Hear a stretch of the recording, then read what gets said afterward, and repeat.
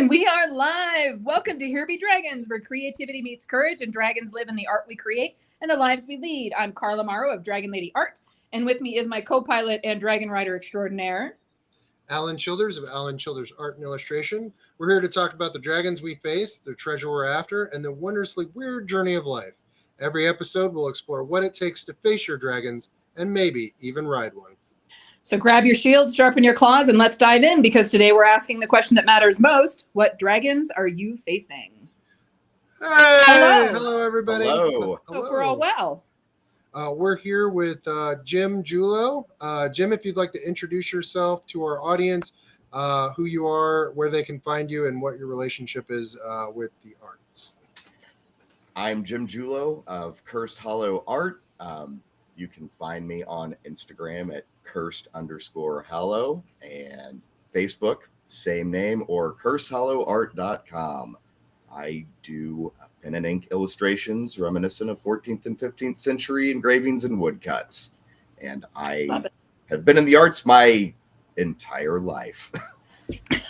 Professionally, 5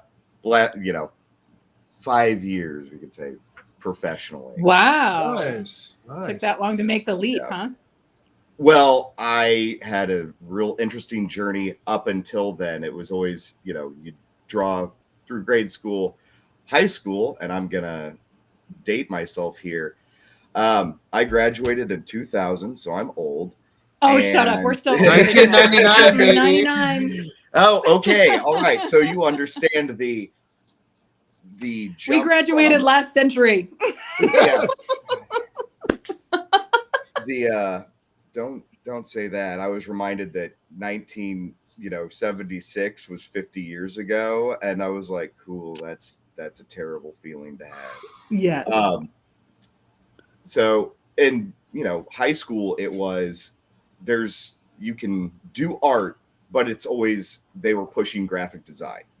And so it was, I had a high school guidance counselor that says, you are going to be lucky to be homeless under a bridge, and you should figure something else out. It was like, cool. Hey, my parents told me that. Yeah, I get it. Yeah.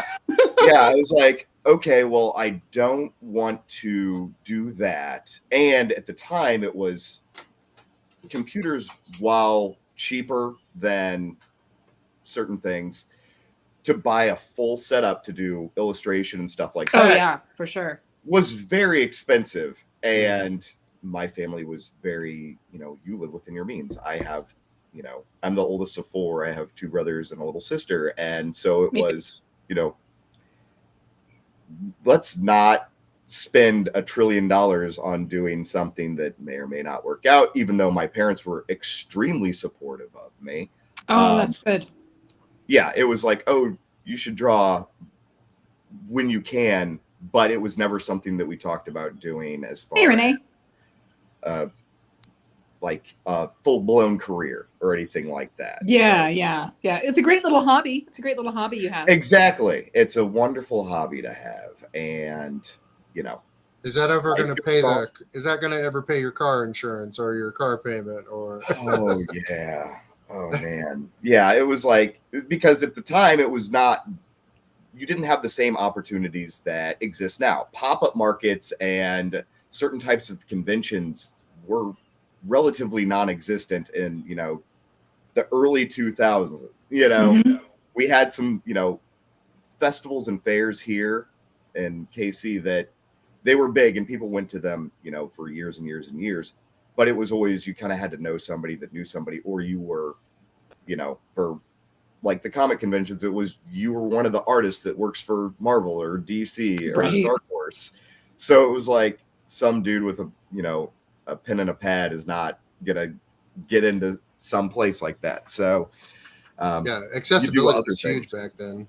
Yeah. Oh, yep. And then, so draw off and on through my entire life, do regular career. And then was it 5 years ago, some friends of mine had gone to a little pop-up market and said, hey, you should go and sell your art at this. It's real low key. And it was called Art Garden KC. They are definitely still around. And that's how I got my start, their second year. And they basically did a thing where it was low it was low cost. It was $10, and they did from April till October. They would do a market every Sunday in a little park. Nice. So almost like a farmer's market kind of setup. Yes. Nice. So it was in a community park, and what it was they also let you borrow tents, grid walls, tables, chairs. You just had shit, that's nice. So you got the professional experience right up from the jump there. Yeah. So it was, you pay your $10, say, hey, I need to borrow a tent, because being an artist is expensive. No one tells you. They're like, hey, you show up, you bring your stuff, and it's like, okay. And I remember I got there early, and if you had to borrow a tent or something, they asked you to help set up and clean up at the end, and you would share a tent with another person that needed to borrow a tent. So that's awesome. It was a good way to meet other artists and crafters and stuff like that, and did that for a long time. Showed up with my little tiny card table and one of those accordion folding things, and my original artwork. Like, didn't have money for prints, didn't have, like, I don't know what I'm doing, and I sold that. I think the first week you probably undersold a lot of originals. I made $150 for stuff that, like, looking back, I'm like, oh, I could have made a lot more, but I didn't know how to price anything, and I didn't have prints, so it was like, and then slowly but surely you build off of that, and did that for a long time. The art garden ended up moving to, it's called Market Park, and it's right outside the Kansas City Market downtown. So we were getting all the traffic that people were just coming in, funnels in there.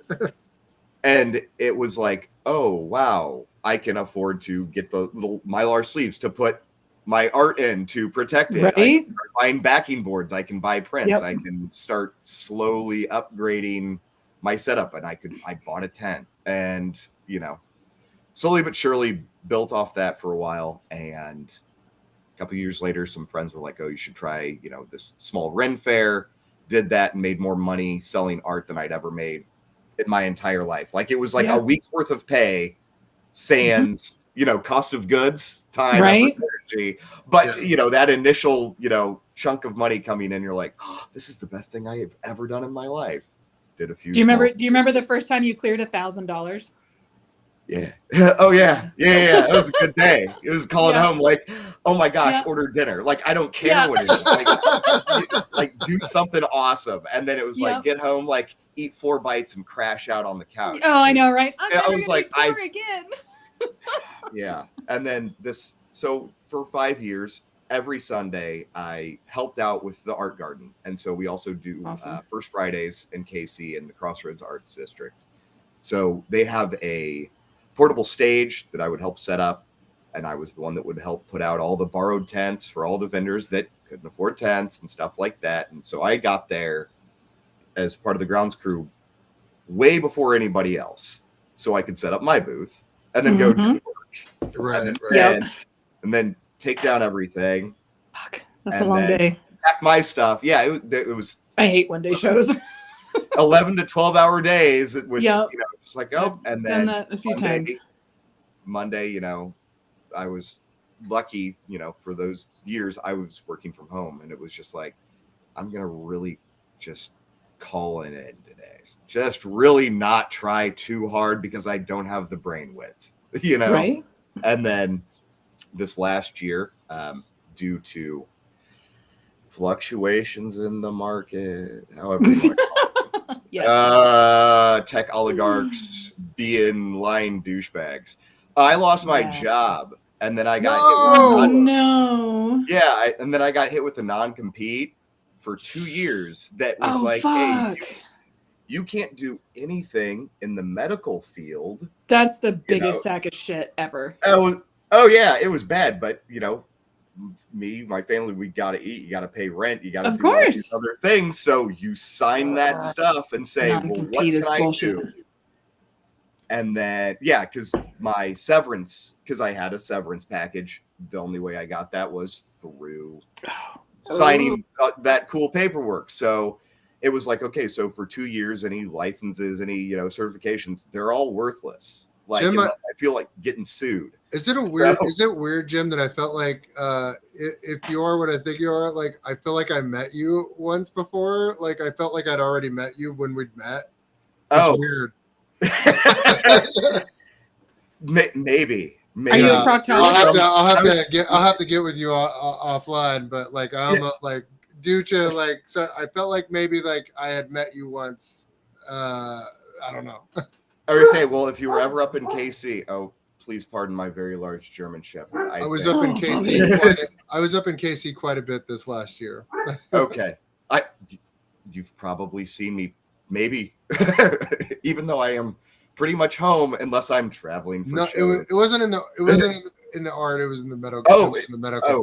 Okay. Well, even then, when I transferred over, that was for 8 years. I worked from home, so went through all COVID, sitting in my basement typing away. Oh, there you go. But so yeah, I lost my job, got a severance, and it was like, what do I pivot to?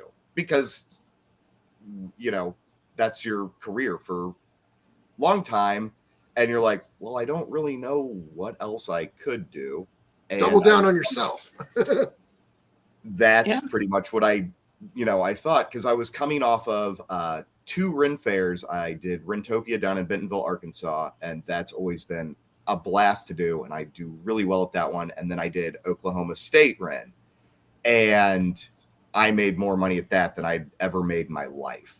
So I'll look that one up. I do Norman. I've done Norman every year for like the last 15 years. Fuck, that's a good show.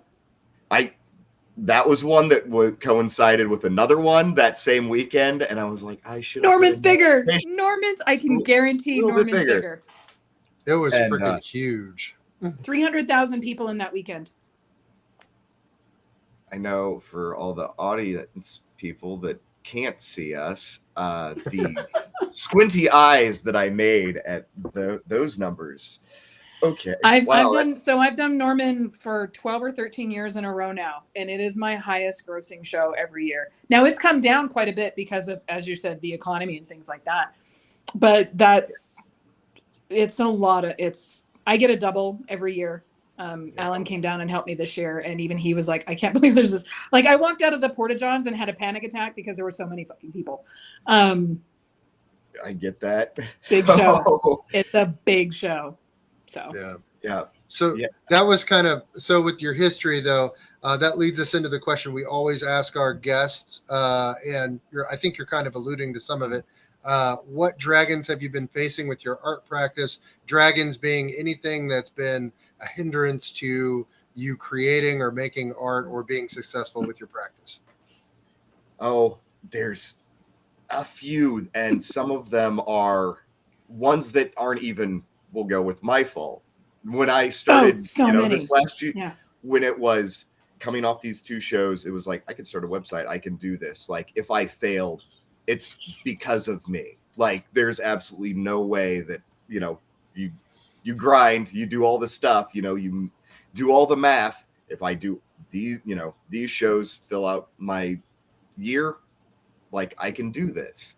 That hasn't been the case. I mean, some shows are great. I started out, my first show back was at World of Oddities, and that was hands down. So much good stuff. Yeah, at that show. It was the most amount I've ever made, and it was the biggest crowd I've ever seen. And that was a mental collapse type thing. And I was glad I was prepared for it because I had the time to do it. And so it's the economy's one that you can go and do all these shows and you can prepare. But if there's not the crowds, because people can't afford it, people can't afford original art, people balk at the cost of a print, things of that nature. It's like, how is this sustainable? The general, you have your own self-doubts whenever you come off of a show that you didn't do as good as you thought you would have done. And you're like, oh my gosh. Alan had that really hard a couple weeks ago. I feel that, because I had one of those not too long ago, and it was like, okay, I have other stuff that I can work on, and I can dive into that and not think too hard about that until I get back out on the road. Hopefully have something new that somebody sees and goes, oh my gosh, I need that. Mhm. It's a coin flip. The battle against social media and AI and the government at large that will not regulate any of that nonsense. Nope, they've just Social turned it media into is the such a wild. They dumpster just fire. turned that technology into the wild, wild west, and they have not done anything. They're just like expecting like the market to manage it, and it's like they're just cashing in. It's the new crypto, right? The unrequited capitalism. Yeah, it'll sort itself out, Yeah. trickle down economics, because we Yeah. all lived through that. Let's see how well that worked out. We gotta pull up Reagan's spirit and beat it again. Yeah. Like trickle down is Only the beat it. biggest I'll kill him sack again, man. Yes, I just mean- would I mean, string 'em up. Can it be a useful technology? Probably, but without any kind of regulations, it's never going to be useful to like it'll undermine and destroy every job ecosystem that it comes into. And therein lies the fun rub of all of that, because everybody pitched it will free up your time to go into more creative endeavors, if you're not being a wage slave to technology. Except it wasn't good enough to do that, and it creeped into the creative space, and then every get rich quick idiot Grifter's gonna jumped grift. in. Startupcompany.com. Thieves are gonna thieve, and it's like, oh yeah. And somebody, I saw it a while ago, that it was basically AI is useful to the people with capital to access skill, but not those with skill to access capital. Yeah. And I was like, yeah, that sounds right. And in the economy of people jumping into different avenues, that everybody has to have a side hustle. And Yeah. Oh God. that's Make money off your hobby, right? make money off your hobby. And it was like, well, yes, but no. It's a double-edged sword to say, like, I'm glad that you get to do this thing and you enjoy it. But when you see the same type of stuff at every event, at every show, Especially conventions. It's in my job space right now. Yeah. I am in lower education, and it's become the accessibility tool of my coworkers and my staff in my district. Like I don't want to like name the district, but it's disheartening to see so many people like, and I understand why they use it, right? It saves a teacher 90 minutes of their time to go ahead and use that, to go ahead and do that. It just saves them an hour where, and all they have to do is type in a sentence, hit print, make a few corrections, and then laminate it. And they have things to put on the wall, but it looks Or worksheets. horrible. It's all the same. It looks like I would rather the kids made all your decorations and we put it up with duct tape. At least that's original. I taught special ed a lifetime ago, and I worked for a school that we took all the severe behavioral kids that couldn't be in a district for either safety reasons or the district wasn't equipped for that. And so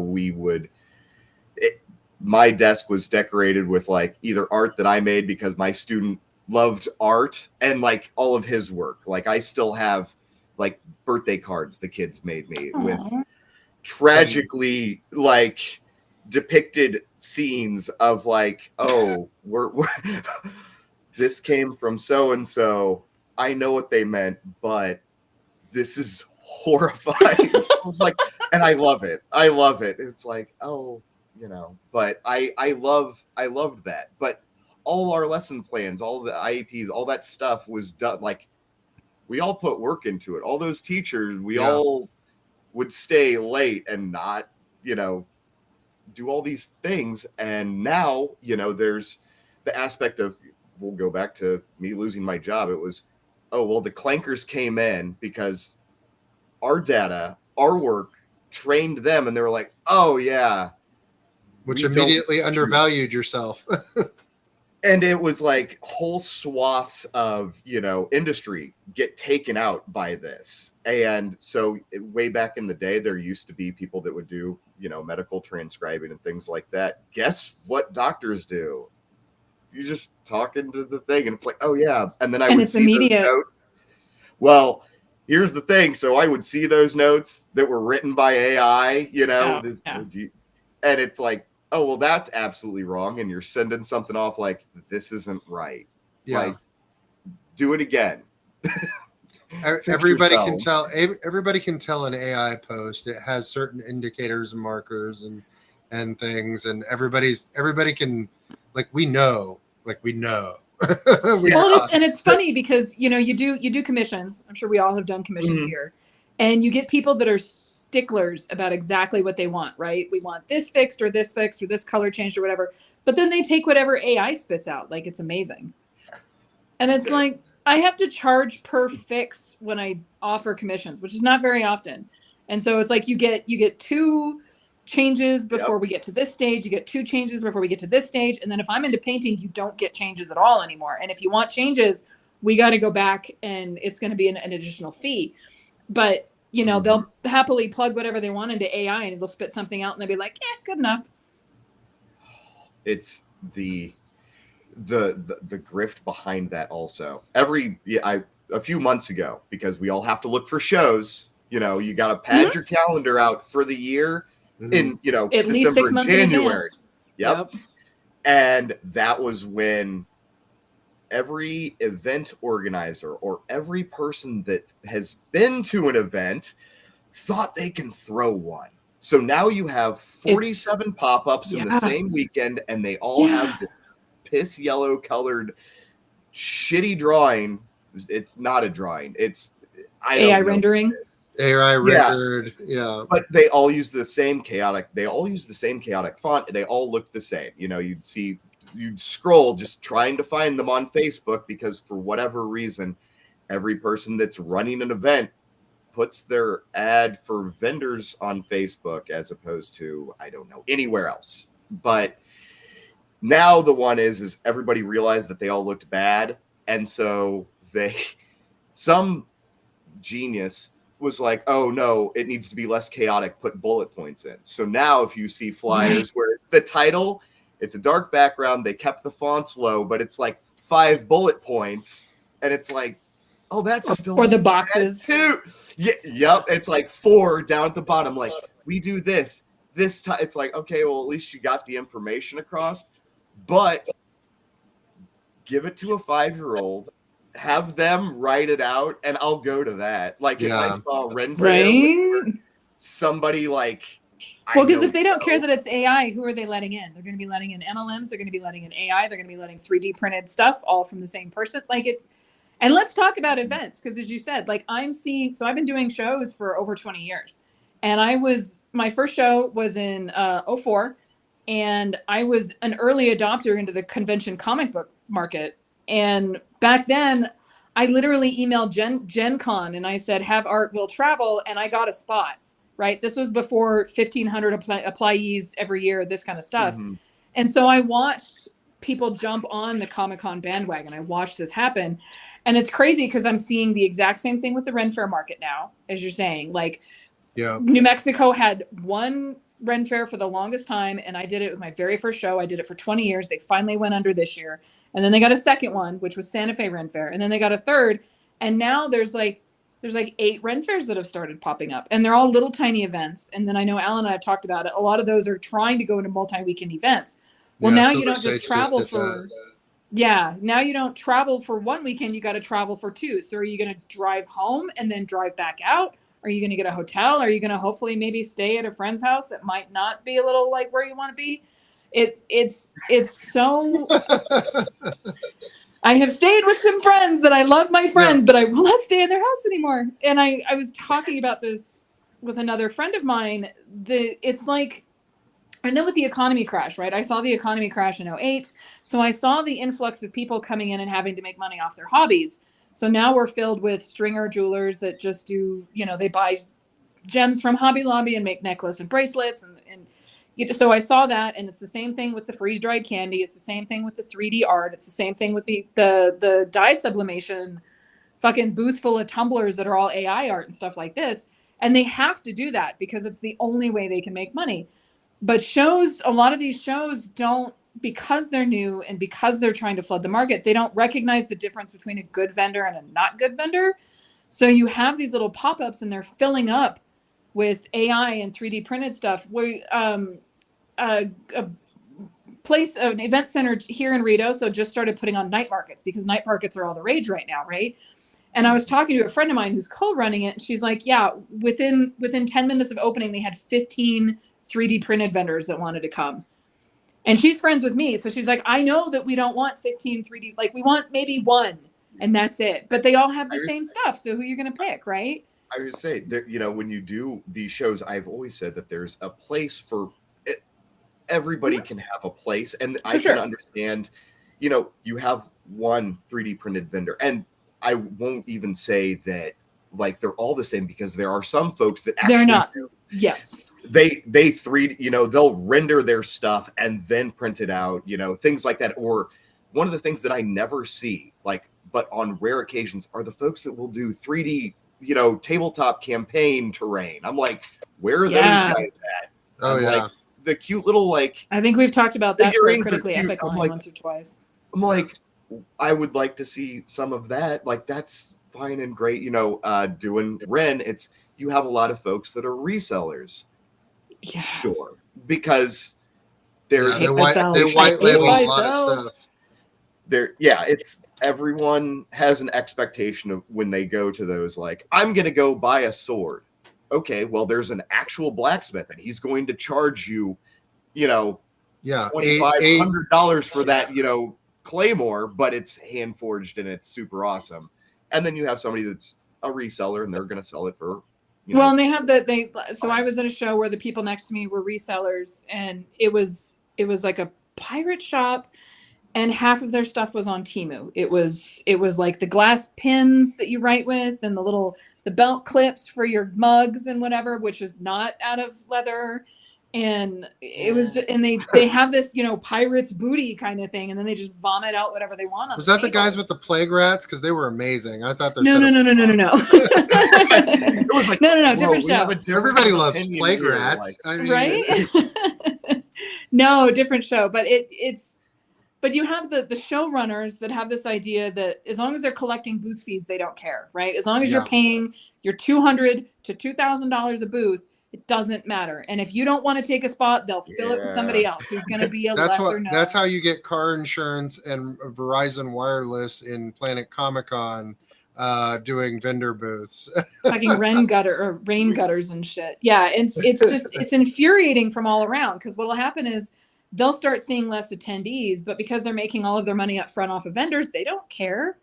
Now you've got an influx of people who are doing these. And so as you've probably learned, like, I don't do street markets. I don't do small shows. I don't do weekend shows anymore. It's underrated, though. It's not cost effective. Well, it depends on the show. And I would say, like, when you do the 1 day pop up, it's like, okay, I made this amount, which would be a good thing if you had 2 days in a row. Yeah, for sure. I'm kind of the same one where it's like, oh, it's this 1 day one. I will do it because a friend of mine is putting it on. Or exactly. I'm in town and I don't have any other show. This is a low cost one. Absolutely, yes. I'll go do that. But there's no travel costs. I'm there. I already have stuff.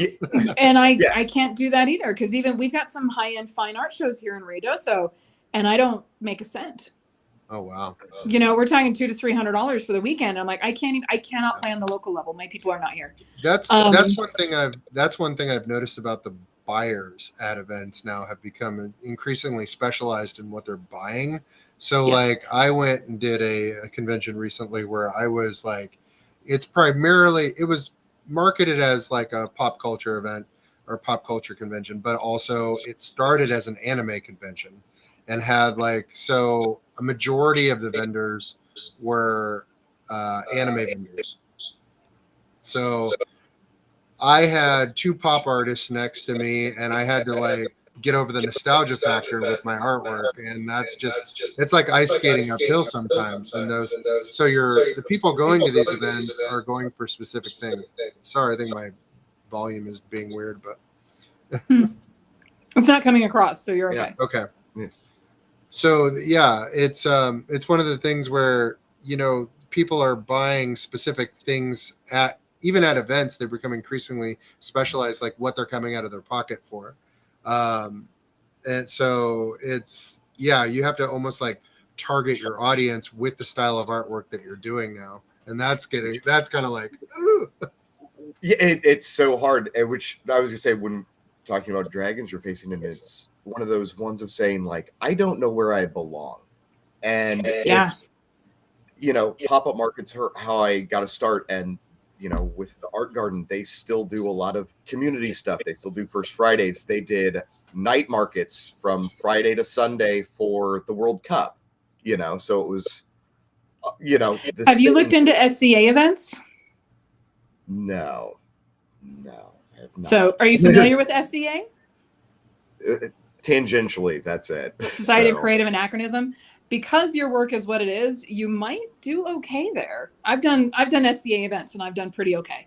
The big one that I did, which used to be in Phoenix, Estrella War, that's gone under, so I don't do it anymore. But I did well enough. It was good. It was good on a loop. So if I had, because that was during the week. So if I had one show on the weekend, I would go do that one and then do the SCA event and then come home, and I would be gone for the week. But it was a good loop show. But I'm assuming there's probably a really big group in Kansas City, and there's probably several events. So you might be able to. It's another avenue to look into, especially if you're doing well at Renaissance fairs already. And that's a weird double-edged sword also. So to go off what Alan was saying, there's people that are spending their money specifically for certain things. And prior to this year, I did perfectly all right selling originals. Like, people came to a Ren fair and I could sell originals, and it was great. Now it's very hit or miss. And then Planet Comic-Con, was one that I thought about getting into some years ago, and I've had friends that do it, and they're like, oh, I did all right, or just due to table fee, and they're, just barely clear. They're breaking even. And it's not like I'm going to say, like, are you breaking even like on table, or are you breaking even for cost of goods? Cost of goods is a whole different level. Yeah. Yeah. For sure. And it's like, when you're sitting there for like, I'm about to spend 40 hours in 3 days working a booth, like, I would like to pay myself not 17 cents an hour for that. Right. And, so Planet was one that I thought about doing, and then kind of watched that one get filled more and more with stuff that wasn't ideal. And granted, there are still amazing vendors. There's still absolutely amazing artists that go every year. Oh yeah. And it's great. But for me, I'm like, I don't know if I could pull that. And then Crypticon is a, horror convention. 4 years ago, I did it with some friends and my cousin, who is also an artist, and he does phenomenally, because his work is, he does horror movie shirts and horror movie posters. Some of my stuff is, macabre or horror adjacent, but people are going for a specific thing. Yeah, I love that. So if I'm not doing like, not fan art, like licensed characters. Yeah. If you're doing original stuff, people are just like, I don't know what that is, or, and they just kind of go past it. So trying to find that niche of saying, oh yeah, this is the thing. Like, Ren fairs, made a ton of friends, have a blast doing them. I like traveling and I like being outside. For the most part this year, the weather has been not ideal. for the ones that I've gone to. It's been everything from Silver Sage tornadoes. was kind And of, it's gonna get Silver worse. Stage was kind of interesting. Yeah, it rained. They were spending money though, even though it was raining. They were spending money. Oh yeah. So. I did Bluffwoods in St. Joe earlier this year, and that's the first one that I ever did, and it's a blast. And I ended up, I got there late. I had a book convention that I was at earlier in the day. I had set up the day prior, and I went up, and it had been raining all day, and I didn't think anything of it. And when I got to St. Joe, where my tent was, I was next to some friends that they were the ones that had gotten me in on that one. It was a lake, an actual lake up to, your ankles. Just that's the entire field. Oh my gosh. So they had pulled Bring out your floaties. yeah, they had pulled out like all this hay and stuff like that, and people were still out there, and they were, having a good time. And that's one that I camp on site for. The next morning we had a windstorm that took out a huge host of tents. Where was this in Great Plains? No. Okay. Great Plains had the hailstorm that Friday. Okay. Yeah, that was cool also, because I was pulling onto the field when that happened. So me and Carla are going for Great Plains this fall. We're trying to get into that. Oh, it's a fun show. It is absolutely very fun. And that's the folks that run that one were the ones that do Oklahoma City. So that was good. Yeah. And yeah, the weather hasn't been ideal, and sometimes the crowds just aren't what they used to be, and I can't. I'm not going to highway robbery somebody. Well, and I think those are where external factors that have nothing to do with our art are coming in. Like they're making people tighten up their belts, and they're just. Well, something that's come up before in a lot of our groups is the middles dropped out, right? You can still sell stickers and bookmarks, and originals are still selling to the original crowd that buy this kind of original stuff, right? Like that. But as far as like $20 print sales and stuff, they're just not there. And a lot of that is the convention market and whatnot. I remember when I came into this and I was learning under my mother-in-law, it was still lithograph printing. Digital printing was not even a thing yet. Yes, I'm that old. I am older than Google. We know this. But I remember my first batch of prints was from Cafe Press. And it was one of the few people that were doing. Did you just say, wow, screw you? No, I'm just kidding. Yeah, I did. You're the very first print on demand. We're just about the same age. So, I mean. Yeah, we are. I was born in 81. We remember when Elfwood was cool. Oh, God, I miss Elfwood so much. But yeah, Cafe Press, I mean, that was my first batch of prints was from them. And now, you can go down to your local Staples and get prints that are fairly decent quality and sell them. So when people say they don't have room for prints anymore, they mean it. They do not have room for prints anymore because they've been buying $10 to $15 or $10 to $20 prints for the last 15 years, right? Yeah, and that was something that I did this last year. It was like I had $15 prints, and it was everything was going up, and I said, I'm not going to change that. And I lowered it $2 to see if that. Oh, wow. And it worked. It worked up until February. Oh, So after that, I have a ton of larger prints. I'll move 5x7s because I keep 5x7s. I can do those real easily, but the larger ones can't do not it. bad. Yeah, I do 8.5. 8.5 by 11 and 16 by 20, not 16 by 20, 12 by 16, 12 by 18. I can't do smaller. The sound when somebody picks it up and goes, oh, look, honey, she has it smaller. Just breaks my heart. And I can't do it.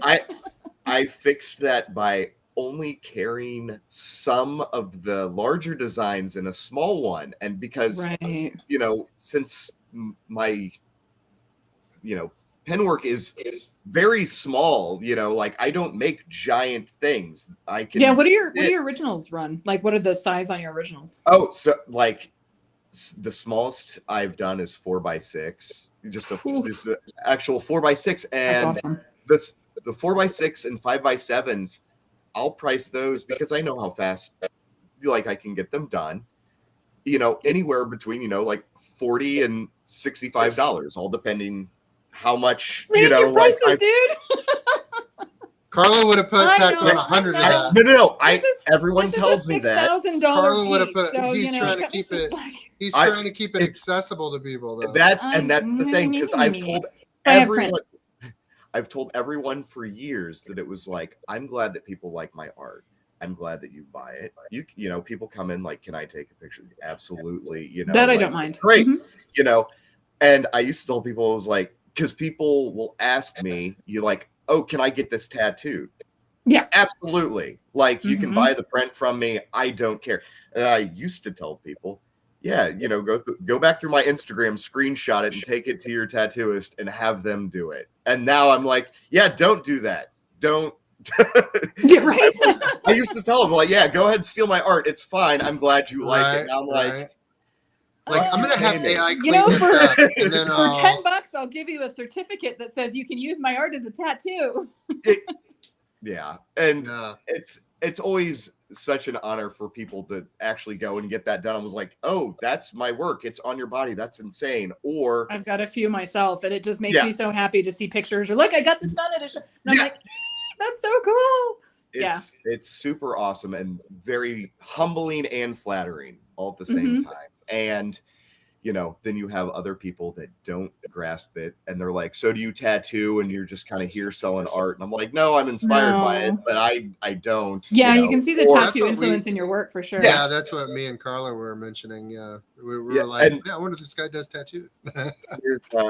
There's a gent down in Arkansas. He bought one of my originals last year, and it was a little devil crab that I had done. And he was a tattooist, and he was talking with the group that he was with and talking with me about it. And this other person had said, like, oh, these would be great tattoos. And I was like, oh, thanks.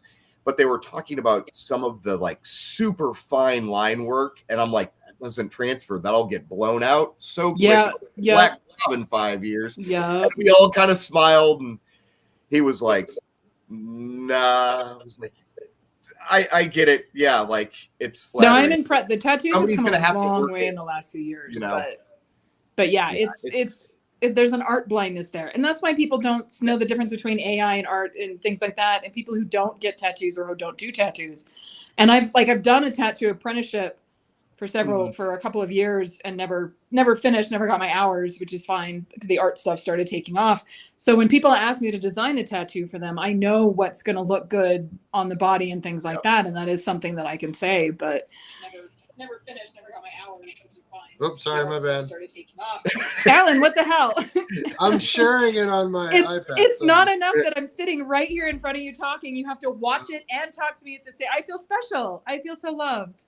Voyeuristic. I don't know what I'm saying. I'm like, you can multitask like that? I'm like, I'm doing my best to keep it together right now. Oh, you're doing great. You're doing great. Sorry, Carla, didn't mean to interrupt you. We're dicks to each other, I guess. I've never been interrupted by myself before. That's very weird. It's like anybody else says that in any other context, it's like, oh, this person has a mental illness. Yeah, I know, right? No. I hear my own voice. So, Jim, I had a question. You're a Kansas City native, correct? Yep. Okay. Yep. So, do you think that you would be as successful as you have been without the investment that city has made in the arts community there? Like the arts community in Kansas City, to somebody who lives in 3 hours away, which I do. How convenient.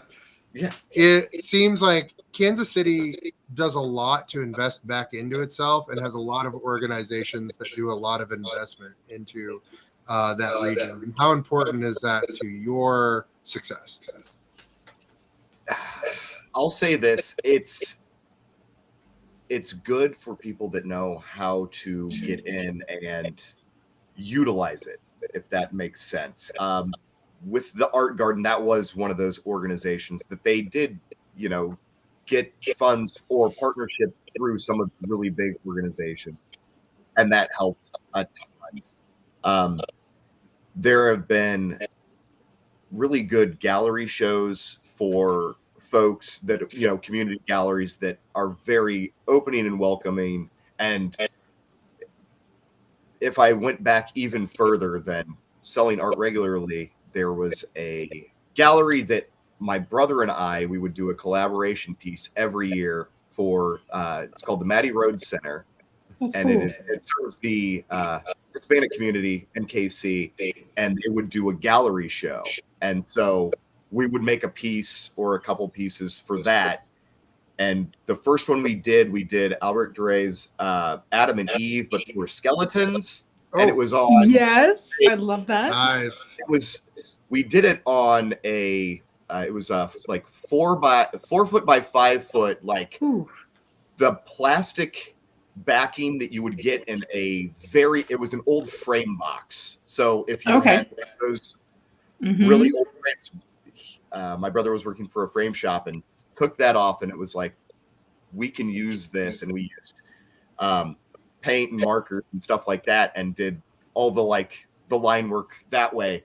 And it was the first thing that sold, and we sold it for $500. And we were so happy to sell something. That's awesome. That's awesome. Oh, this is great. Like they had a gallery opening, and it was like, oh wow, there is an art community that does this. And it was one that if you got in, you got to do it.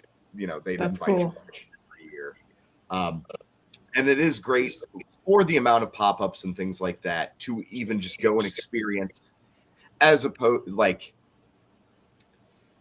a lot of the pop-ups aren't just the traditional style pop-up where there's 17 candle vendors, somebody's making perfume.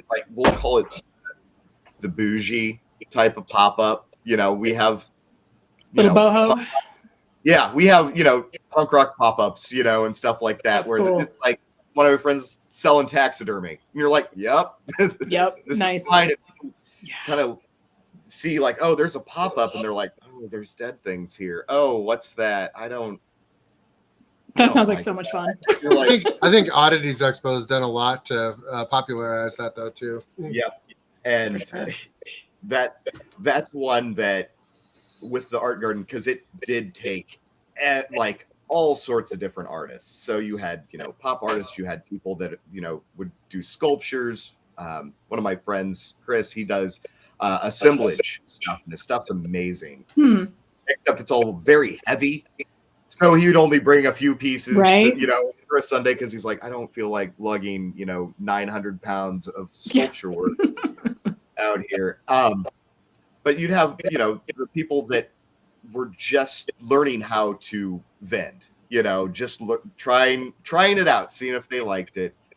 So you'd get all sorts of folks coming to these. And so, you'd have young folks and grandmas sometimes saw my stuff and would be, and then it was middle-aged moms liked my work a lot. They That's were awesome.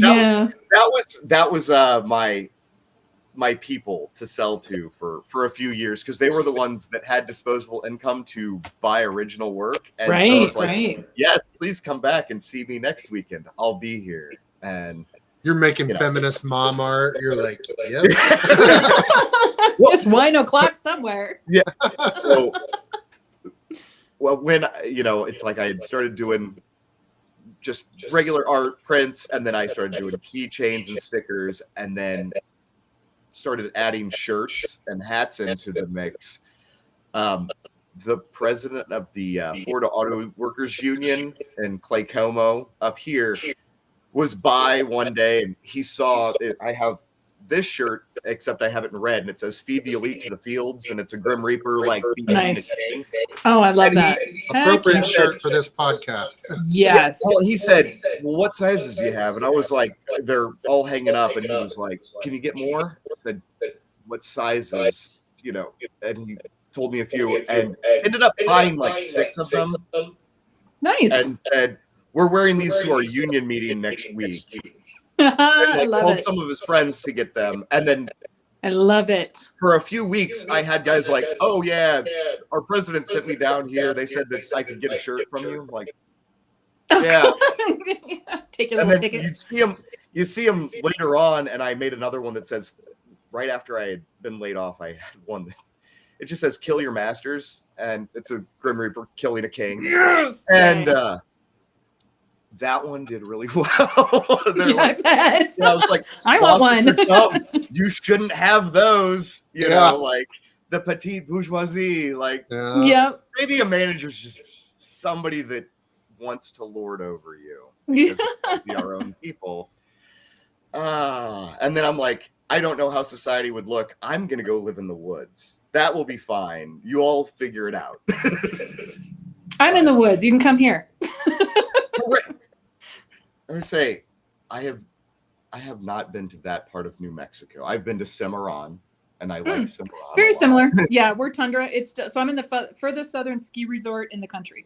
So furthest southern tundra zone in the country.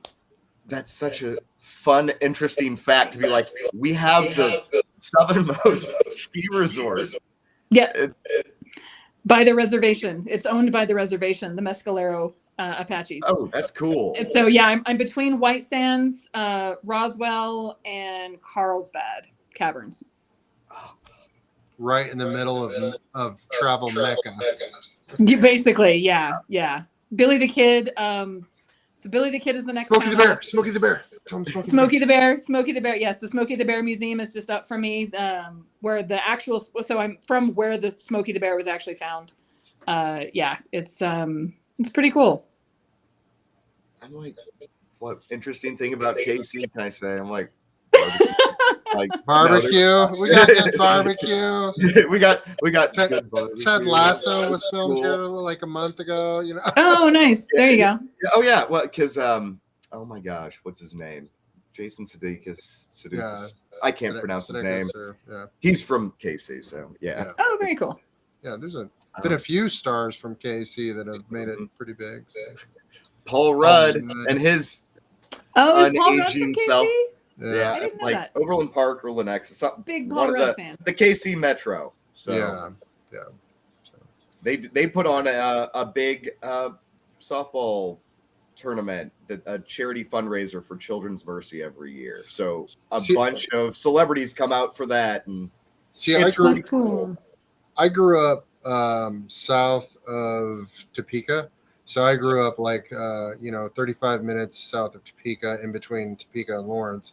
And so like Kansas City was always someplace that we went to have fun. And then come back, especially as we got into our teens and stuff, we'd go up to, Overland Park, go to the movies and stuff. So, well, it's cool that there's such a huge artistic community there, because there technically is here in New Mexico, but a lot of it's going to be Southwestern art, indigenous people's art, stuff like that. So as a little white girl that draws dragons, Walt Disney got his start. There's not many opportunities here. Walt Disney got his start in Kansas City. So. Yeah. So there's definitely a broader interest in art styles where you guys are from. That was back when he was drawing nudie girls and stuff. So yeah, we had Thomas Hart Benton type stuff. The Thomas Hart Benton Museum is up in St. Joe, so hour drive north. I just from someplace that has no I live in a city, but it's like a small city, and it's nearly a town. Like when the college is not in, it's almost like a small town. But having accessibility to galleries, multiple galleries, a museum, when the arts is a part of an infrastructure of a city and its tourism, I feel like it spotlights creativity in a different way. And they value it a little bit more when they see it as, this is what brings value to our city. This is what's bringing people into our city. So I just see it a little bit of a different ecosystem. Yeah, it's different than some small towns, because I won't even use Joplin as an example, because Joplin has an insane like arts community. Oh, it does. And but I was gonna say you do Ren fairs, and the smaller ones are in the middle of nowhere. It's usually some small town, and it's some people's first introduction to certain types of art or things like that. And doing Joplin's is one that it was like, oh no, these people absolutely know what they're looking for. They understand and recognize what this is. So like whenever there is like a little show like that down there, because they do third Thursdays, so every third Thursday of the month they have a huge street festival down their main street. And that's cool. It's really cool because the community does come out for it. Because we've all done, some events that you're like, yes, this is going to be great. And then you're like, crickets. People the vendors are all buying from each other. Which is another double-edged sword of doing this, because you're like, I want to support this other person because they're having a worse time than me and I really like their work. Or something like that, and we all end up kind of cannibalizing each other's profit. Yeah, for sure. For sure. Somebody spent for earrings, that person ends up buying a print from me. I'm gonna go buy something else from some. It's like, all right, this is fine. The same $50 is being changed hands all throughout the show. Yeah. Been there. Like, it wasn't the destination. It was the friends we made along the way. Yeah, exactly. Well, let me tell my landlord that. He's going to love it. Right? Yeah, exactly. Hello, Bear. Yes. Oh. Puppies. Okay, man. You got to go. It's like you've been talking for a long time. Yeah, he was like, right? Is it time to go out?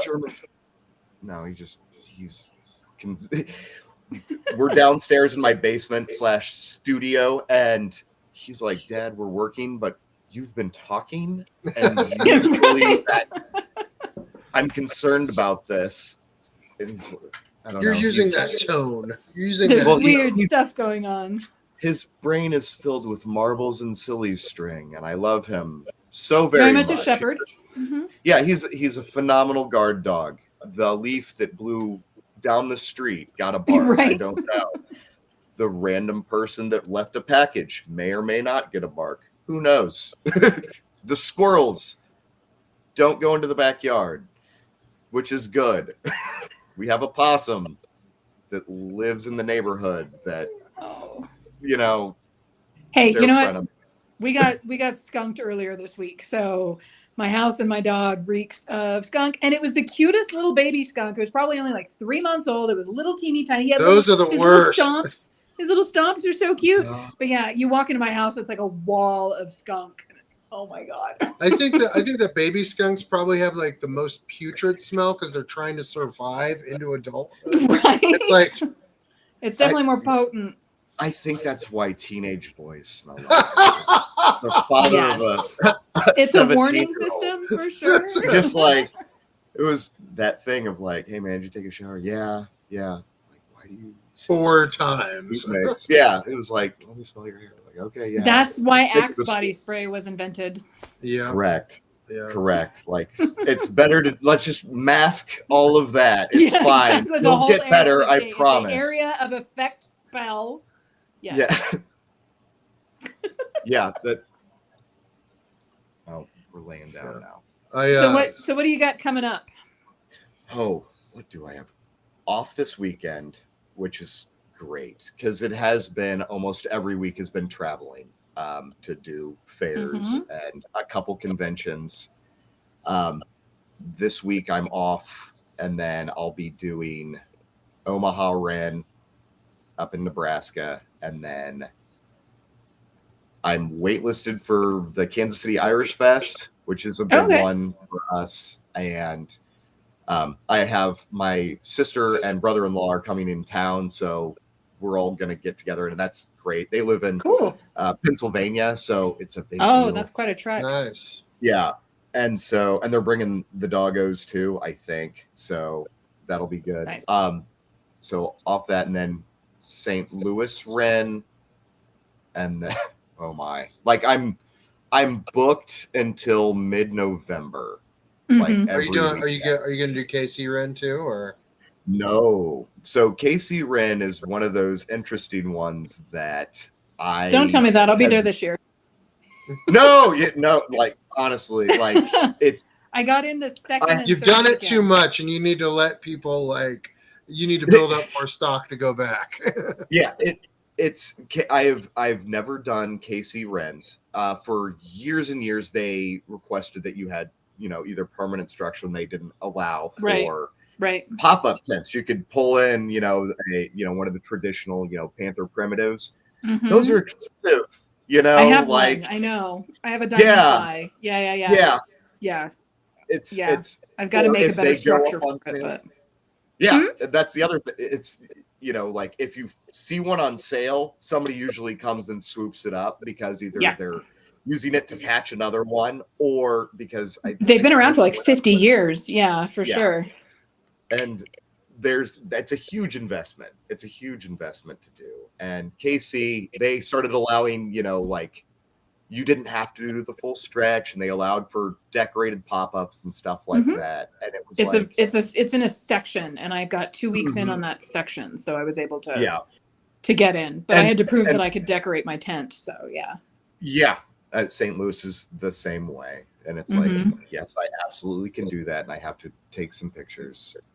And take pictures of all my products. And when you have hundreds of pieces of art, you're like, I know. I don't want to do this. 45 rotating images. Will they take a collective picture of what the inside of your I kind of want to do that. Like, I'm like, here you go. Like, because I was like, I'm going to send you like a terabyte of like, right? Work. Pictures of everything. That's what I did for the Great Plains. Probably why they haven't emailed me. I just was like, there's a picture of what I did at Silver Sage. They're going to jury 2 weeks before the show, so it did say that on the website. I would say, and that's absolutely true. So were you at Great Plains in the spring? I did great. I did. Okay, so I was there too. I just missed you. So yeah. Yeah, I was up towards the front of the field where the river had formed, where the big hill was. Yeah, I set up my tent in. I think I ended up taking off my shoes and setting up my tent in 6 inches of water. Yep. Yeah. That sounds. We couldn't have been very far from each other. I would say, where were you at? So there was the gate, and then there was a gate when you walked in, and as soon as you walked in, if you turned, there was a double row, and I was at the end of that double row. 2 tents around me collapsed the night before. You were on the back side of me then. Oh, yeah, you're on the Dragon. She's DragonLady Art Studio. Yeah, I was DragonLady Art.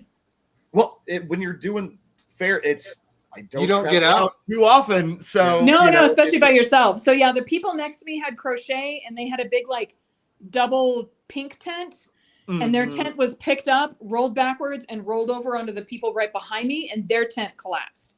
Holy shit. This is why I have my $1,000 tents with my 40 pounds of weight on each corner with my quadruple fucking staked and everything like that. Because I walked out and I was like, where'd everybody go? My tent is okay. Yeah. I pulled in that Friday to set up right when it started hailing. And I watched I came in right after. Mm-hmm. I watched it just taco a bunch of tents in my room. Like, this is cool. I like this a whole lot. Yeah, I was looking for my exit when it started coming down, so I had to actually pull off and wait for the hail to finish because I couldn't see the road at all. I couldn't see the lights in front. So I was like, I have to get off the road. My best friend texted me. He was like, "Hey man, so there's tornadoes down that way." I was like, "I'm fine. Well, I'm fine. Just figure it out." That's how it's hailing.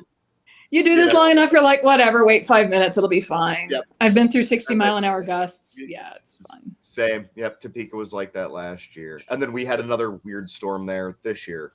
Whatever. When a lot of these microbursts I'm in several fine art vendor boards, and a lot of these storms are just taking out vendors. And it doesn't matter that they have 40 pounds on each corner and stretcher bars and all this other stuff. Their tents are just getting crunched. Is it bad that I think that the worst of Tornado Alley has shifted actually to the east? No, it has. It has. Gen Con got hit. Yeah.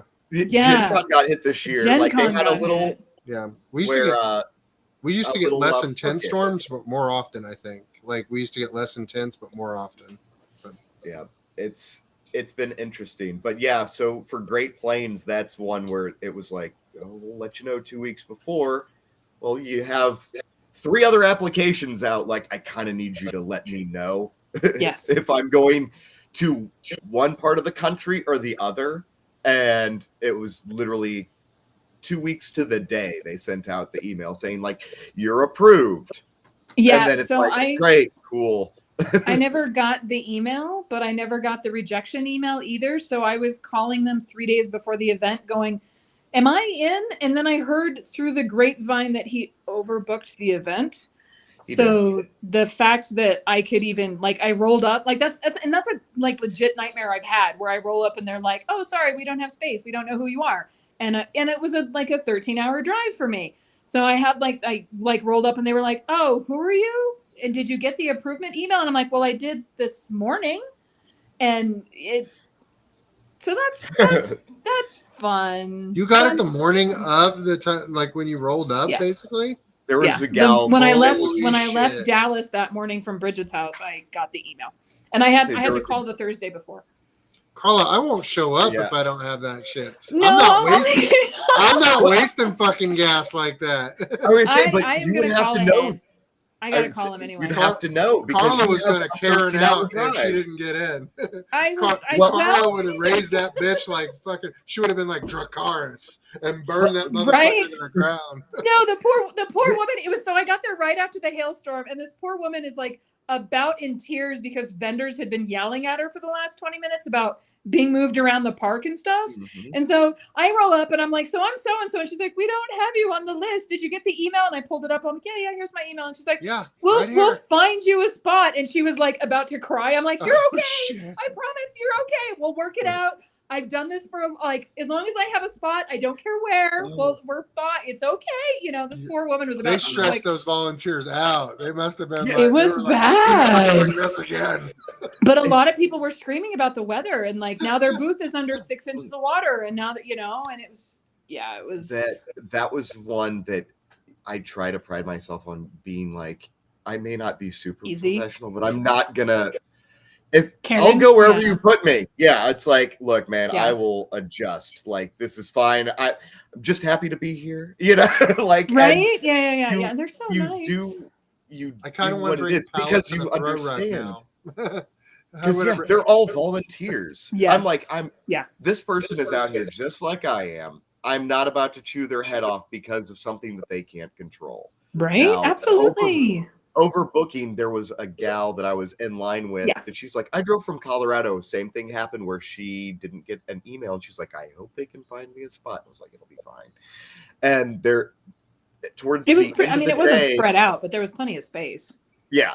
Towards That's a the big end of the show. day, the day of where people were loading in, they were telling people like, oh, well, we overbooked, and they were going to give them space at what is it, the ITC Comic-Con, because they're the ones that run that one as well. Oh, And it was like, no. ooh, if you were a certain type of vendor, that's probably not gonna work. No. I don't know. It's a lot of those Yeah. Comic-Cons like don't allow sword sales and stuff like that. So yeah. Mm. Well, and again, Yeah. driving 13 hours to be there. No. Yeah. They found me And space, and I was really Yeah. happy with my space because the line was crazy to get in. Like that was nuts. And you could see my booth from the line, right? I was on the other side facing the line, facing that part of the fence, and you could see my tent through the fence. So I had people that came into my booth. It was like, I saw you from the line, and this is the first place I wanted to go. And I was like, woohoo! But That's yeah, awesome. it was, yeah. I had it was a row of harrowing. porta potties by me that people Oh, came over, God. jumped over the river to come over because they were like, Right.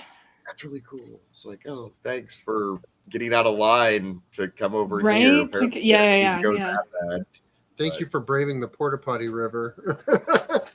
Well, and Oh they my didn't gosh. The they troll didn't privy. really. Yeah. The guy needs to clean the porta johns a little more often than he did. Oh my god. They were pretty gnarly I've by seen the bad Sunday. ones. They were I would say- pretty gnarly. I will speak highly of some Wrens that have been absolutely phenomenal when it comes to doing that. Norman. Norman is Oh, that's amazing at keeping their porta johns just. Guthrie They had was like too. 23 porta johns like in a row. I think it was at least 23. Yeah, on well, that was that side one row. alone. Yeah. mean, Guthrie, the people that run Guthrie are very sweet. I love them. They went to 2 weeks, and so many people told me at Norman that they did as well at Norman as they do at Guthrie. And, when people say that, you're never quite sure, but it wasn't one person. It was like multiple people. So I was like, I'll give Guthrie a chance. And they just didn't pull the people to make it worth it for me to drive the 9 hours to get there. Yeah. You have a hair longer to drive than I do. So, just a bit. That one was fine. I only did 1 weekend though in Guthrie. So that was okay. It worked out other than the stupid wind. Yeah. It was like we had an Oklahoma dust is red and I know. Everything I know. Everything's covered in red dirt.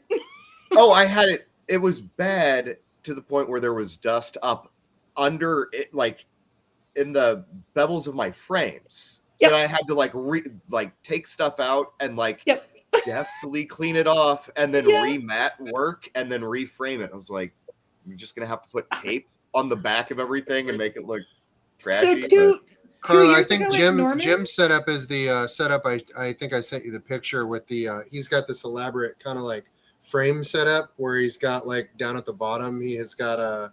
I have the wooden bracing board. Yeah, the wooden bracing down at the bottom for his wall for. Cool. Yeah.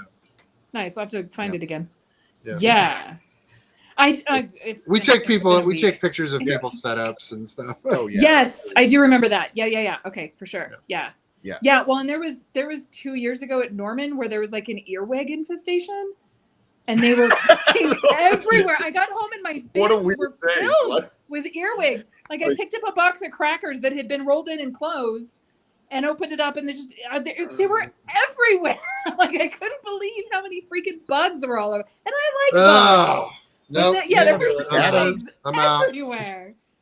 So y'all, if there's bugs, I'm out. Oh yeah, that Guthrie was fine. What was I gonna say? There's a tiny little fair called Oz Fair down in West Plains, Missouri, and it is a nonprofit, and they do work with foster kids, and it's held at the American Bluegrass Association campground. They have a permanent bathroom.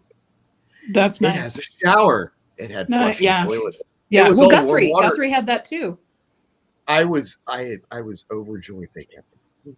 That's awesome. It's like the first thing they said, it was like, you're going to be over here and over there is the shower house / bathrooms. And we do have hot water. And coming from fairs where it was like, you're doing sink baths, or you're just kind of relishing in whatever you're cooking. I have a pop-up that does not have running water. Yeah. So yeah. And so this year has been more of I'm going to stay in a hotel because I could be hit by a tornado or it could be a flash flood. Well, and we're all elder millennials. We're all getting old. The thought of getting off the ground. So I did when I did SCA events, I camped and I did the show, and I did that for a couple of years. And finally I was like, I can't be on all day and then camp. This is not how this happens. I need a bed that is at least 2 feet off the ground and a shower. I need some sleep. I need some sleep. Otherwise, I have panic attacks. Like, this is a medical thing now. Like, it just, I or murder call that comes out. I pulled my back setting up one time and just laid on the ground. Like, I pulled it like everything tensed up so bad that I just laid on the ground. Some friends of mine, they were coming to set up. They were like, "Are you okay?" I was like, "I need help getting up." They're like, "Really?" And they came and helped me up. I was like, "I don't know how I'm going to do this." And I had to go and get a back brace, and somebody was nice enough to give me the Bengay and the numbing gel. And I was like, I can't fit. And that was one where I was keep those in my bag. Yeah, that was lesson learned. I now need to keep this with me. Right. I need my old person satchel with my Bengay and my ibuprofen and my sleeping pills and Well, and poor Alan after Great Plains. So I drove to that show in my tiny Kia Soul and fit a double in my Kia Soul and put the tents up on top. I have $2,000 70-pound tents that I use for these shows with the big hex legs.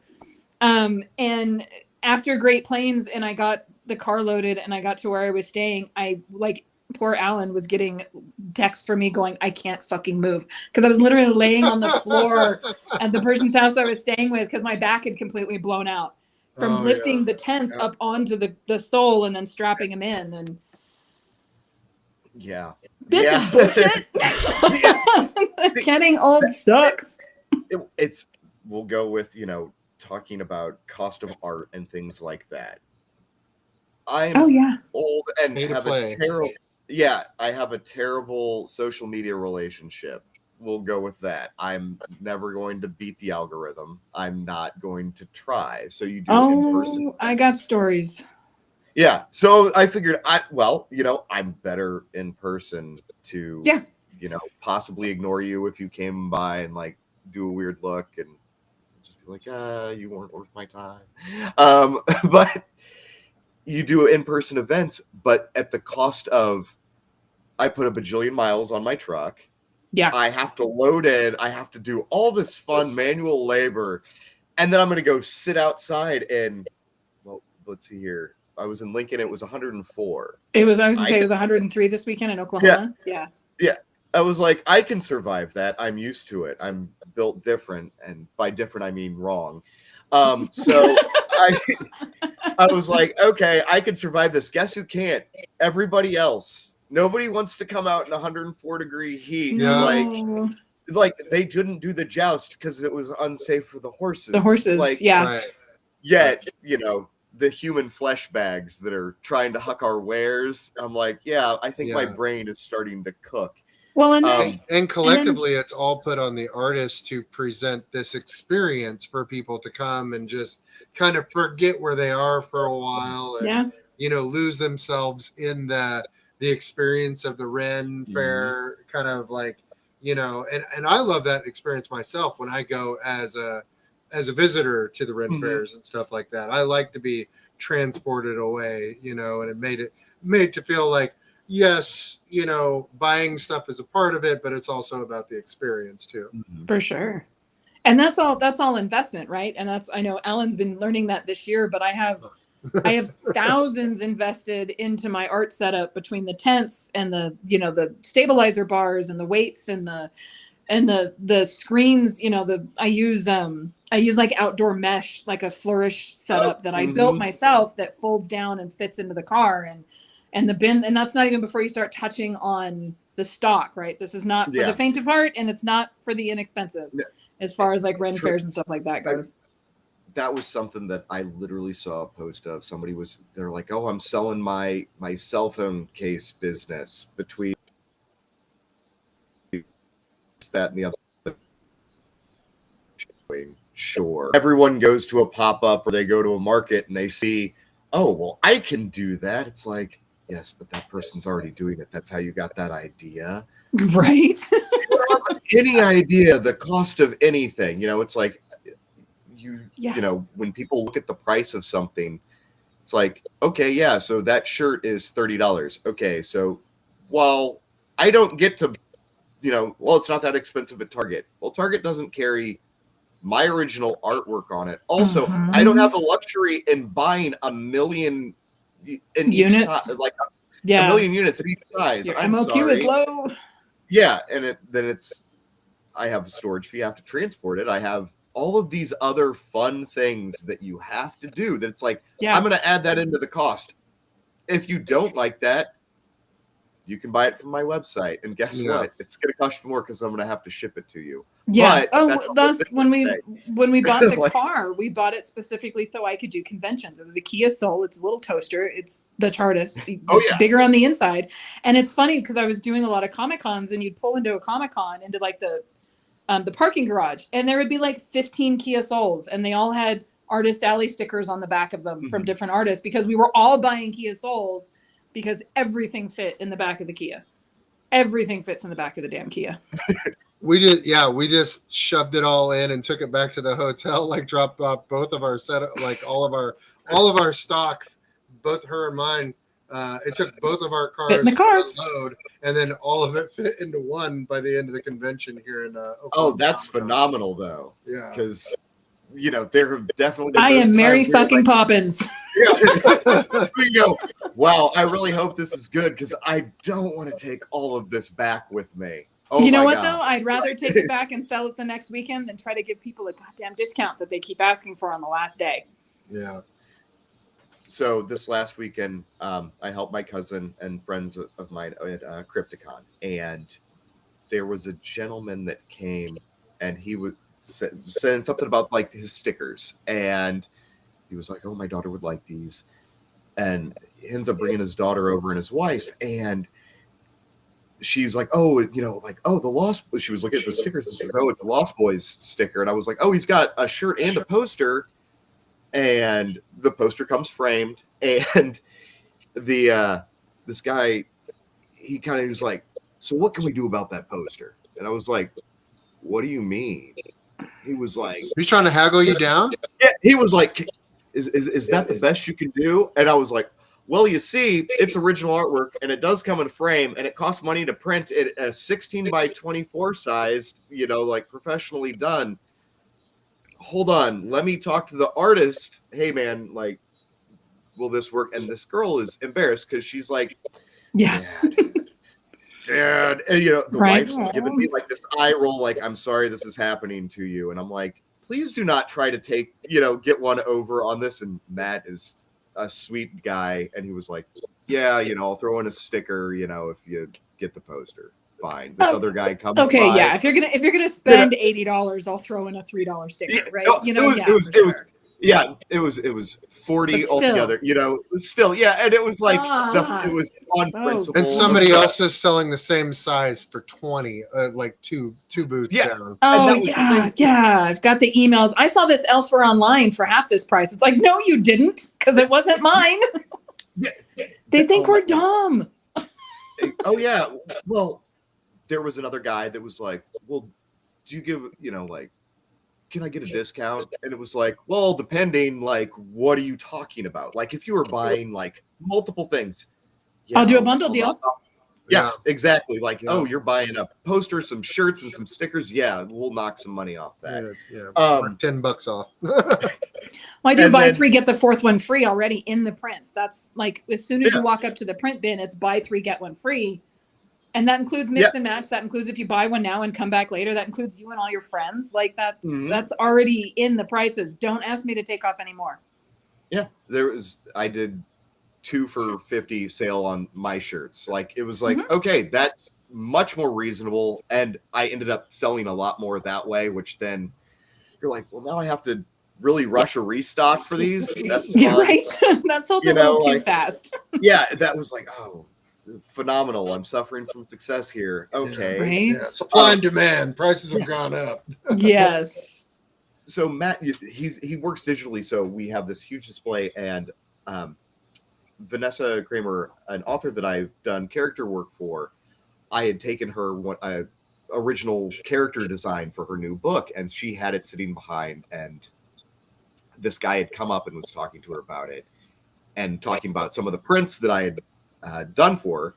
And she's like, "Oh, well, the artist is actually down the way. He'll sign it for you if you want him to." And "Oh, well, which booth?" And she's like, "Oh, the one with all the horror shirts." He's like, "Oh, the one with all the AI shirts."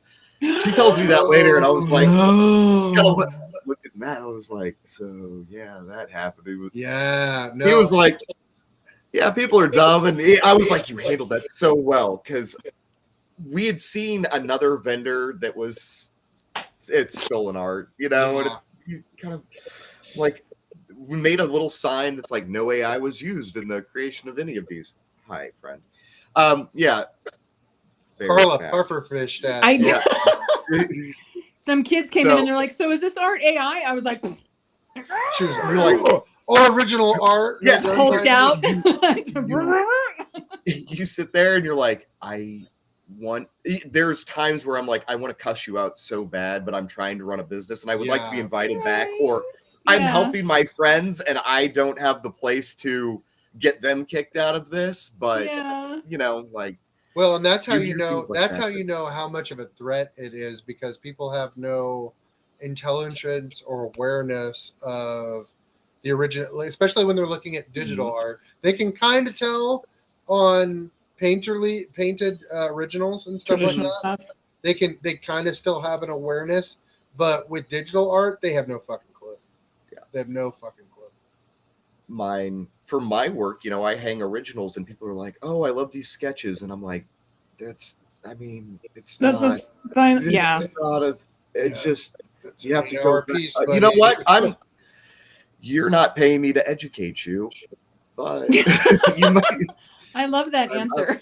You're Yeah, not paying like- me to educate you. That's Or it's good. like, oh, so why are these prints so expensive? I was like, well, they're not prints; they're original, like pen Originals. and ink touch paper. For that, like if you look Yeah. close, you might still see some of the pencil lines. Like, I don't. Yeah, that's what you're paying for. Right. And then Yeah. I'm like, they're like, well, does it come framed? There was somebody that asked me that had bought an original, and I was like, No, I take no, it I'm out gonna of the take frame. the frame.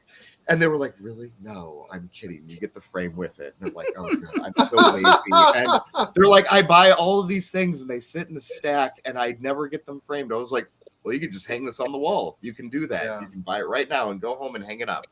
Right? They did. Like, hooray. I think pre-frame stuff does sell a little bit easier because it takes the guesswork out of the extra work out of it that they have to do to put it up. So Oh yeah, For sure.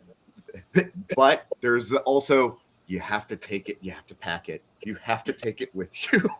Yes. Oh God, yeah. Like Yeah. I drive. Prints is so easy. Just get a tub and It all goes yeah. in the bin. I have a little accordion case that I can stick them in, and it's like I have a 2015 Nissan Frontier, and I love it to death, and it's a workhorse. I know how to fit everything in there perfectly. The day that I'm like, oh no, I made a couple bigger framed Right? things, or Yes. I have a restock of shirts, or I bought a new display for like my keychains and stuff. I was like, ooh. trying to figure out how to buckle Yeah, them in the front seat. Yeah. I was Yeah. like, oh yeah. If I'm out of town for a weekend, I'm like, I have like my bag and like stuff stacked on top of my bag. I can like see through like a tiny little crack and pray Yeah. to heavens that I So did not I turned decide around to and like had the somebody. Ralph Wiggum voice going, I'm in danger. 'Cause God forbid I'm ever in an accident when I'm on my way to a show. It'll be I'm not making a out of final that death trap destination. alive. It's not going to happen. Yeah. I'm like, I'm gonna get crushed by like Mhm. hundreds There will of be an pounds of weight original through the wall. impaled in the back of my head. Yeah, that's Yep. And That's awesome. people are like, so why do you do this? It's like, I don't because know I what love to it. do. We I love it. We're I love addicted it. to it. It's like There's nothing else in the world I could do. Nothing else in brains the world I would- could do. Our brains wouldn't Yeah. function right if we didn't do art or participate in some way. I'm Yeah, going it's to like, tell this you is right how- now. I have looked listfully at other jobs and went, man, if I could just be happy going to a 9 to 5, I would. But I'm not. I can't. Therein lies the rub, where it's like I can't ever work for like I could take on a client, I could do a commission, that's fine, but to have somebody Mhm. say, well, you were 2 minutes late today, or you clocked out 5 minutes, like, oh, I Yep. can't. Nope, that's very Yep. hard. But there is something to be said of saying, well, I did 40 hours of work this week. Now I'm going to get paid for doing that 40 hours of week. Or, 40 hours Yes. of work. Yes. As opposed to, I'm going to cram in a 36-hour work week into a weekend. None of that is going to be paid. I'm Mhm. going to pay, Yeah. I'm going to pay to work, aka I'm going to pay a festival Yes. weeks, if not months, before I see a return on investment. I'm going to pour time, effort, energy, have the weirdest sleep schedule you could possibly imagine, and literally just say, I think this is going to work. And then It's you have a gambling with really better good odds. weekend. Mhm. And then you Yeah. have one weekend where you break even and you say, I broke even. And then in the big scheme of things, you're like, I did a lot of work for nothing. Yeah.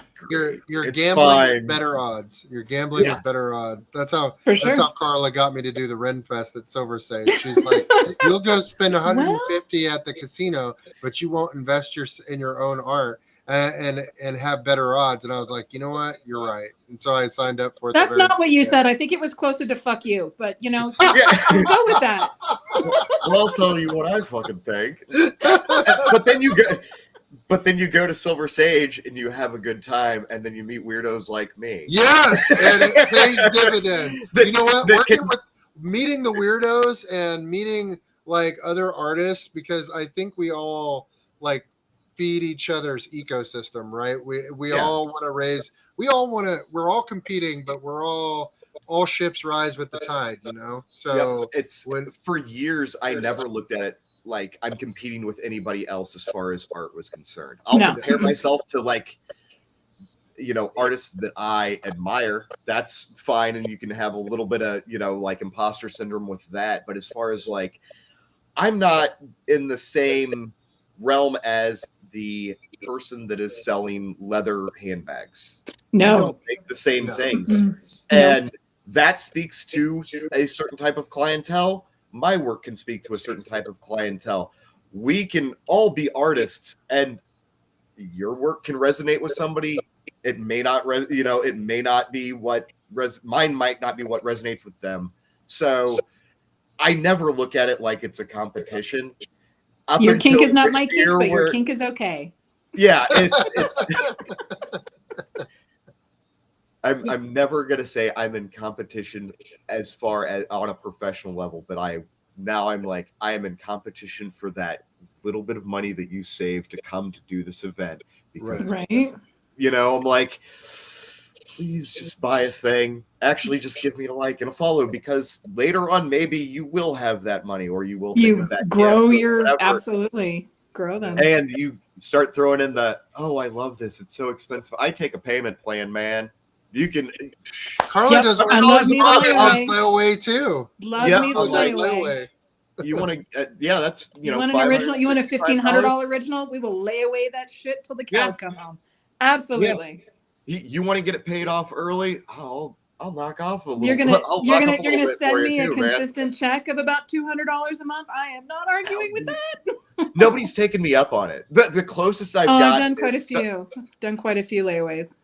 Somebody has purchased something, and then I'm like, well, did you just get here? And they're like, oh yeah, like we're still looking around. I'm like, wow, you let me hold it for you. That's great. Yeah, I will hold this for you.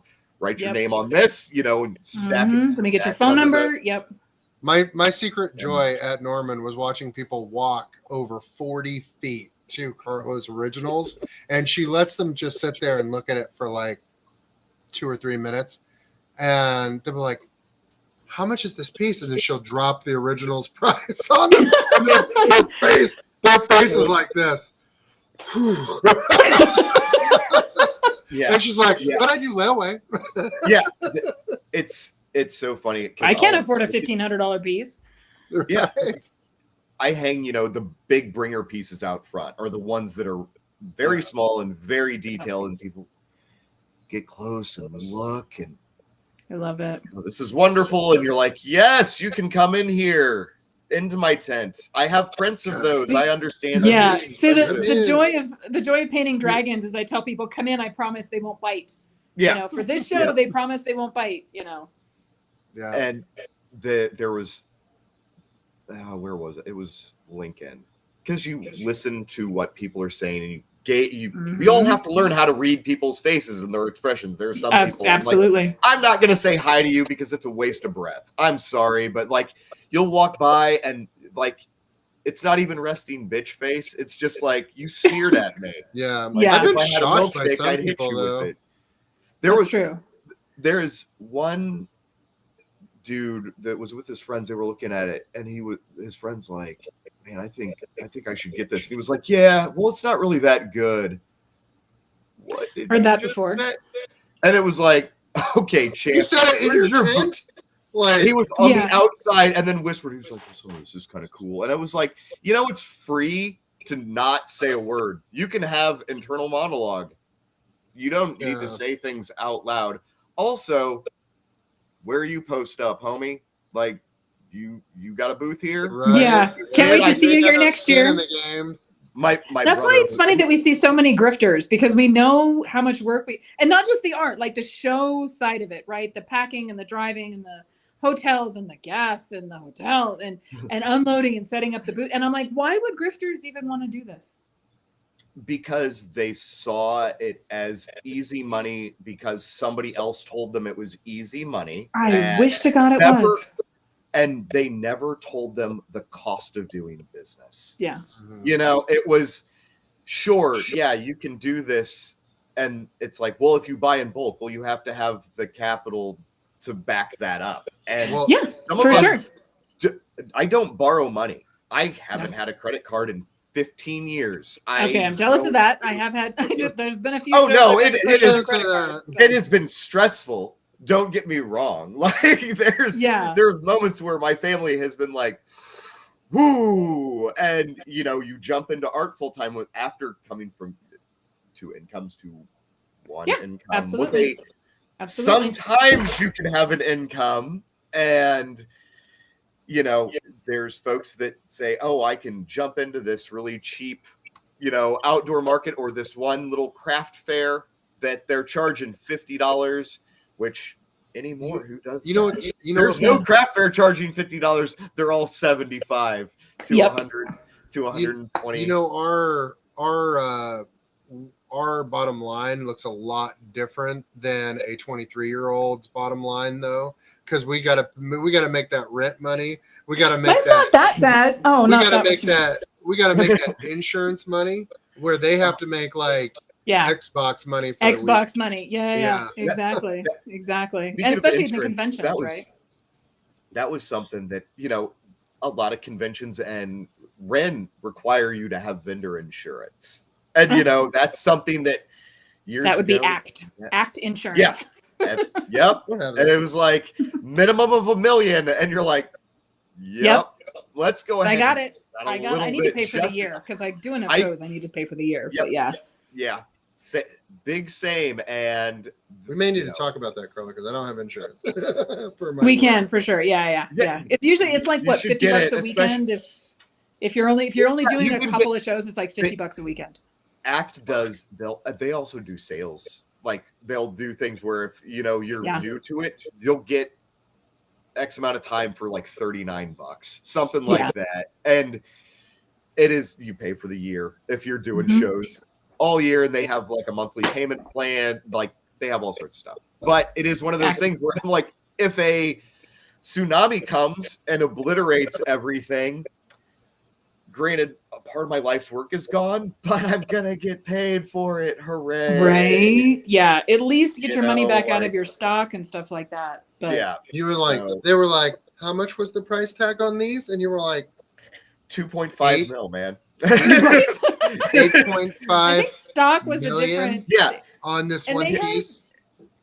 They added some new stuff to their contract too that was really weird. Like they had like shooting stuff. If there's a shooting in your booth and stuff like that, they added into their they got some new weird wording in their contract that you should check out. It was like, oh my, because that shit happens now. I was like, a riot will just break out in my booth. I know, right? Exactly. I mean, if people are having sex in your booth and it's damaged, that would be a problem. I would be like, when did this happen? I was in Lincoln and I had a little lady come and just sit down in front of my tent. I've had that happen multiple times. Oh wow! And I was like, "Are you okay? Are you having heat stroke?" And she was like, "No, I just needed to sit." I just wanted to sit. Not in front of my booth that I've got to make enough money to spend to pay my next 2 months bills. There's a water. Go sit in the back. Yeah. And then I talked to one of her friends that was with her for a while, and I was like, does she have any money? You got a minute. Like, you got to go, But she eventually did, and it was really hot. And then I had a guy that did have heat stroke in my tent, and I had to go get medics. Yeah. I get that. That's not a problem. I was at a Ren fair. Shit, I don't even remember where it was. It may have been Yuma, but I have these big aluminum screens, and so there was a screen sitting there, and I'm sitting inside my tent, and I see the screen move, and I'm like, oh, what the fuck? So I get out and I go around. This woman has sat down. She has laid down a blanket. She has her toddler out. she's pulling out lunch and is feeding her toddler, leaning up against my screen with $800 originals on it. And I'm like, what are you doing? And she's like, well, this was a little bit of shade and I need to feed my kid. And I'm like, not here, you don't. I'm like, I paid $250 for this spot and I have to make my money for the next 2 months. And you're sitting in front of a panel with $1,800 worth of originals on it that you're bumping into. And she got up and left. Oh my God, I didn't even realize. I'm so sorry. And I'm like, how do you not realize? Therein lies the other part of that part where I was like, I don't know where I feel like I belong, is that when you do fairs, the amount of people that you have to tell them, this is all my original work. It flies right over their head that, no, man, because they don't know where art comes from. Yeah, I'm just here selling somebody else's work. I have nothing else to do. What do you do? Because you go to Walmart and you go to Hobby Lobby and you buy your art from there that matches your couch and everything like that. Nobody know. And we've talked about that before, the disconnect. And it was in my family, like art, you're never going to make money as an artist. What worth is artist? Meanwhile, my mother's wearing a shirt with a pattern on it. The car was designed by an artist, the carpet, the couches, the toys that we all had, but everything is designed by artists. But there's this somebody disconnect. made some money at it. There's this huge disconnect. The general layout of how Gmail is set up. Somebody had to. Is a UI artist. Every video game, yeah. I've been internationally. Real. I've been internationally published. I have major products out there, my Oracle decks and things like that. So sometimes when I explain that I'm the artist for this particular Oracle deck, I have to say that a few times because they don't understand. Oh, like this is your deck? No, like my name is on the front by Carla Morrow. Mm-hmm. That's I made that. She's like, deck. And I'll sign it for you. And I'll sign it for you if you like. But the disconnect generally is like surprising. I think people generally still understand that a person's signature has value, and if they're willing to sign it, that says, "Oh, this must be worth something," because they're willing to sign something, and that it has inherent value because they're willing to put their name on it. Yeah, but you have to say that to them. Sometimes to like you have to draw a line and with a crayon directly to that point. Right. Yeah. And that was, you do some fairs and they want live demonstrations. And I sometimes will work on stuff, but I also don't want to totally ignore everybody coming in while I'm getting super exactly. deep into doing something. So it's like I would need a more regular helper, Alan. Yeah. No, I'm kidding. I'm helping you at Kansas City. I know. Hold on, how long are you going to be doing KC? Second and third weekend, and then I skip down to Great Plains. Oh, fun.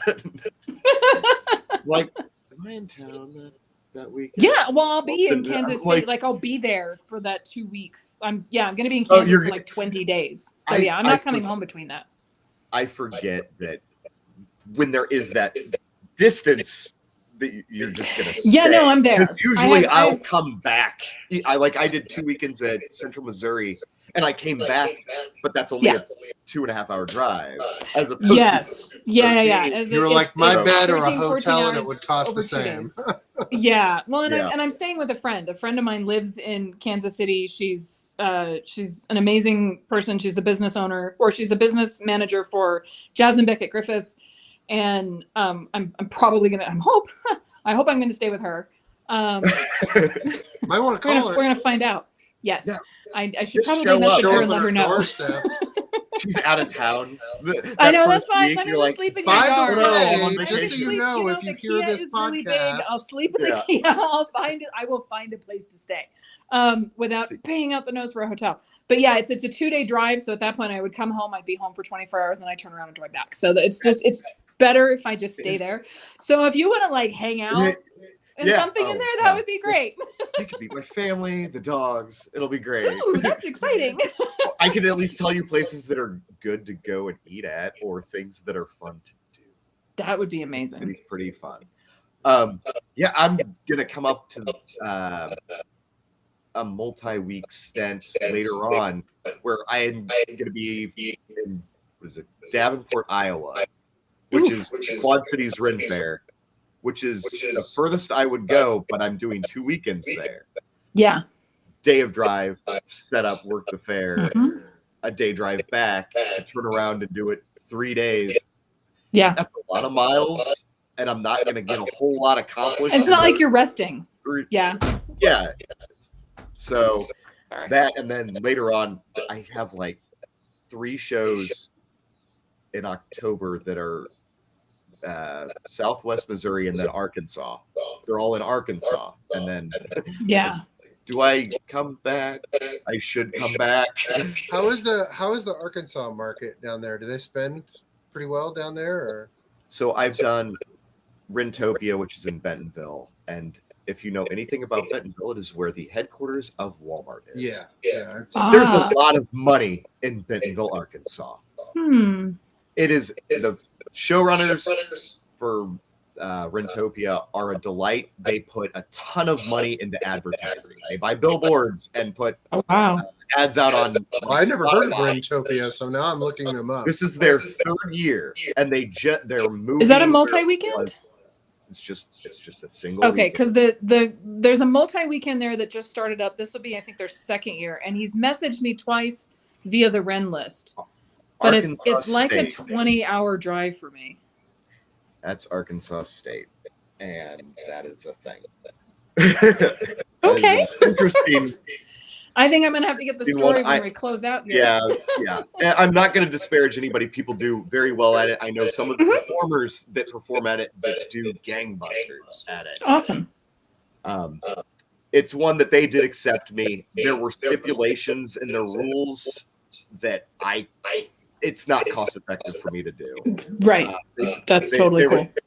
Where it was, I couldn't sell shirts, and it was like that wasn't in your guidelines of like certain things you could sell, and I was like, that does make up a big chunk of sales for me. So, but there's that one. There's another one that's in Hot Springs that's been around for a while, and it's run by a family, and they're very nice and very accommodating also. So there's a few, but Arkansas. That's kind of the problem with New Mexico is there's everything is at least a 6-hour drive away. And have a good night, Renee. Thanks, Renee.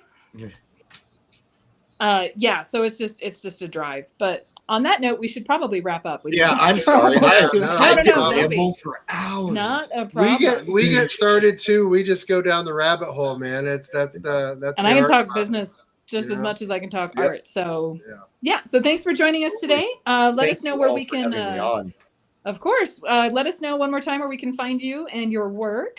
Yeah, you can find me on Instagram and Facebook at cursed_hallow and at cursedhollowart.com.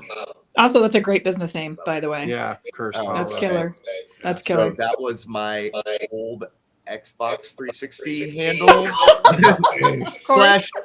slash current still PlayStation handle. Nice. My oldest. So the thing is I'm older, and my youngest my oldest will hop on back in the day and play under some of my account. Right, of course. So all of his little friends that he made, online, they just call him Hollow. Yeah. Well, he just got a 2020 Dodge Challenger and bought a custom plate that says Hollow on the back. So I'm like, that's awesome. It's not my car, but that's a really cool flex. So right? Driving around and people are honking their horn. Yep. That's awesome. Great. So, thanks for joining us on Here Be Dragons. Make sure you like, subscribe, and find us on the web at herebedragonsartcast.com. Make sure and subscribe. We're on Substack, Apple Podcast, Spotify podcast? Spotify podcast. Perfect. Nailed it. Must be a new weed podcast. YouTube and anywhere else you listen. Thank you.